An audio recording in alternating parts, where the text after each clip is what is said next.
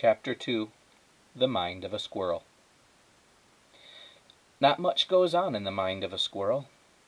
Huge portions of what is loosely termed the squirrel brain are given over to one thought: food. The average squirrel cogitation goes something like this: I wonder what there is to eat. This thought is then repeated with small variations. For example, where's the food?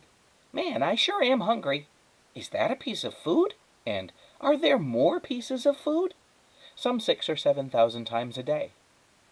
All of this goes to say that when the squirrel in the Ticham's backyard got swallowed up by the Ulysses 2000X, there weren't a lot of terribly profound thoughts going through his head. As the vacuum cleaner roared toward him, he did not, for instance, think, "Here at last is my fate come to meet me." He did not think, "Oh, please give me one more chance and I will be good." What he thought was, "Man, I sure am hungry." And then there was a terrible roar, and he was sucked right off his feet. And at that point, there were no thoughts in his squirrel head, not even thoughts of food. Chapter 3 The Death of a Squirrel.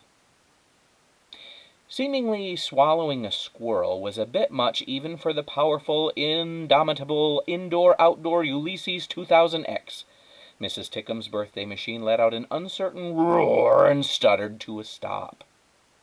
Mrs. Tickham bent over and looked down at the vacuum cleaner. There was a tail sticking out of it.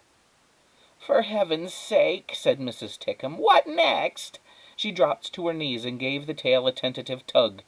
She stood. She looked around the yard. "Help," she said. "I think I've killed a squirrel."